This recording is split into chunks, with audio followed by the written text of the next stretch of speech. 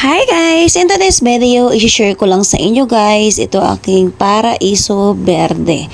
Ayan, nag-haul nga ako ng plants at isa ito, sayo pakita ko sa inyo. Ayan, sobrang ganda talaga ng dahon niya. Kaya gustong gusto ko nga talaga siya. Alam nyo ba guys, na nabili ko lang ito ng 60 pesos per pot.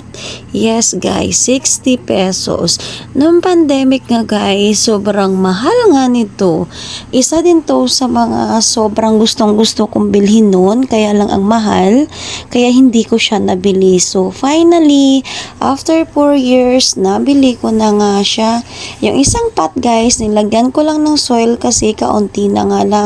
Hindi ko muna siya i-repat dahil nga bago pa lang siya. So mahirapan pa nga mag-adjust yung plants. Yun ang ginagawa ko guys usually. Kapag nakapat na at okay naman yung soil, dinadagdagan ko na nga lang. Ito din guys, sobrang ganda. Isa din mo kayo guys, sa tulad ko na humahanga sa paraiso berde.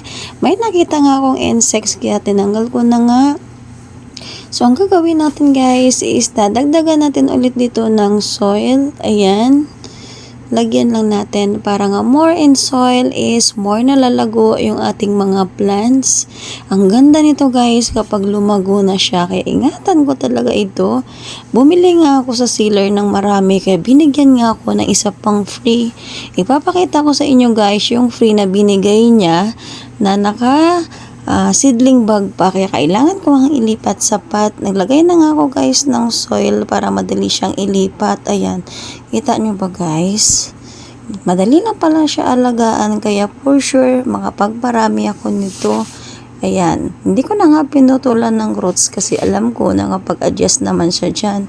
Dinadagan ko nga ulit ng soil hanggang sa mapuno ito. Kasi guys, kapag nagdidilig tayo, yung soil is bababa din. Kaya kailangan, dagdagan talaga natin lagi ng maraming soil.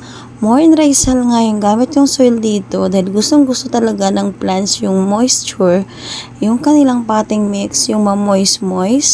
Ayan guys, sobrang ganda ng dahon niya at nakaka-inlove talaga.